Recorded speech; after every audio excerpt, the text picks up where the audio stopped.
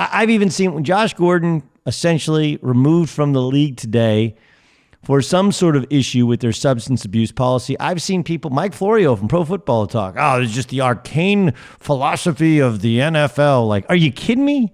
The dude is an addict. The dude has a problem. I don't know if it's weed. I don't know if it's drinking. I don't know if it's drugs. Like, it's one of the most mind-blowing stupid tweets of all time to throw some sort of support behind Josh Gordon because he may have gotten popped for weed.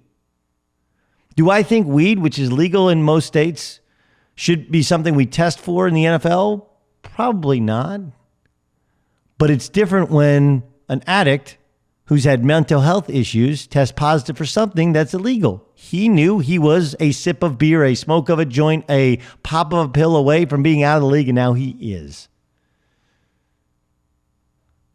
And I get that there's a freak out factor. Well, don't buy green bananas. Cancel Christmas.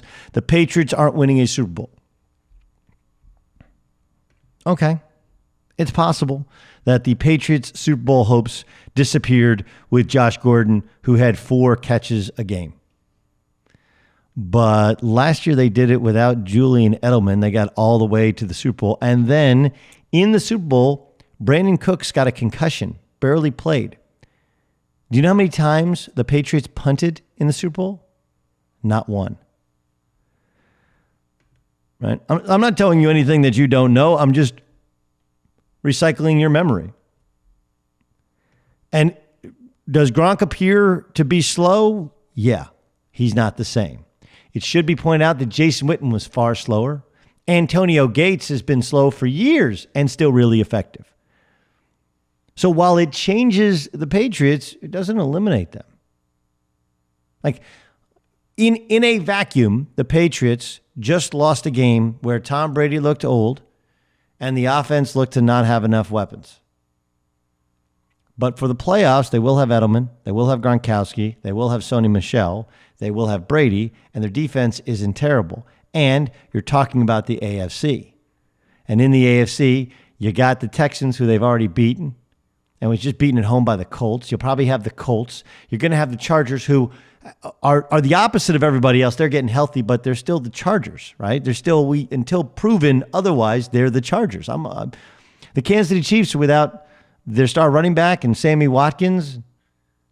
Oh, yeah, by the way, their defense isn't any good. So in a vacuum, the Patriots have major, major issues. But the world doesn't occur in a vacuum. They had the Dolphins beaten. And yeah, they lost to the Titans and the Steelers on the road, but they got the Bills and the Jets. They're going to end up with 11 wins on the season, and they'll still have most of their top pass-catching threats. Right?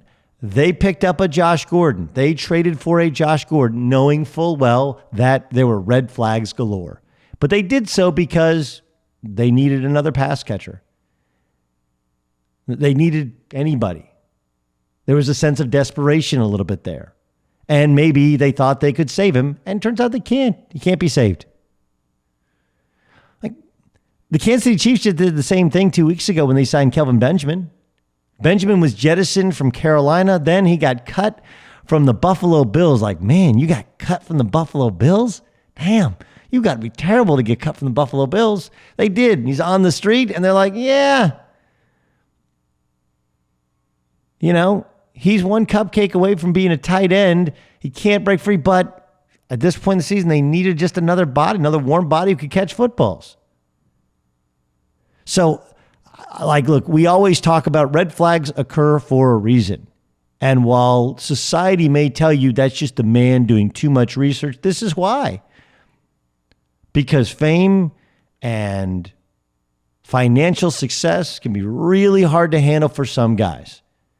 Whether they like to drink too much, like to smoke too much, like to party too much, this is exactly what can happen. But the Patriots knew this was the risk. It was a risk that they knew full well was worth taking.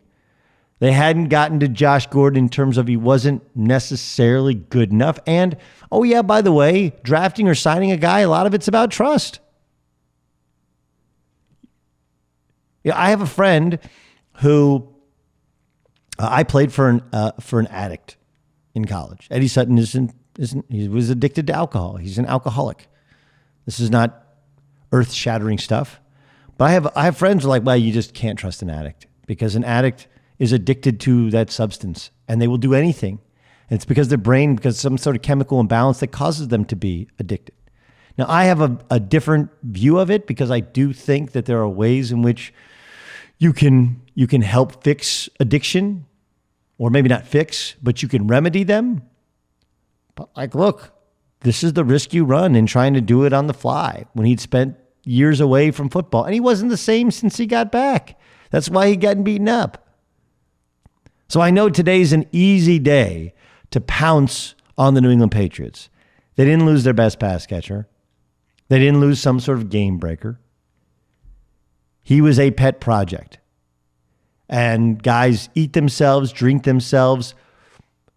You know, some guys liked women too much. It gets them out. Something will get plenty of talented guys out of the league. And they rolled the dice. And the thing about dice is sometimes, the odds are not in your favor. And they weren't here. And they got a lot out of Josh Gordon.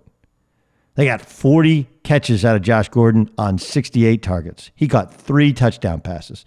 But let's not kid ourselves. He caught 3 touchdown passes. Right? He was the guy they thought could take the top off the defense. And the Pittsburgh Steelers did not double team him, and he could not make them pay over the weekend. We know his value. So they'll have to find a way to use Cordero Patterson and Philip Dorsett and Chris Hogan and Rob Gronkowski and James White and Julian Edelman and Sony Michel. And you know what? I'm not going to bet against them because they lost Josh Gordon, who wasn't on their team to start the year, won't be on their team to finish the year. Do you know why? Because last year they didn't punt in the Super Bowl in spite of the fact they didn't have Julian Edelman all season long, and they lost Brandon Cooks in the first quarter. History is on the side of the Patriots, and the world doesn't occur in a vacuum.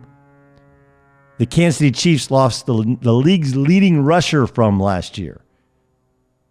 They're not the only team that's dealing with loss, dealing with injuries, and having to make things up on the fly.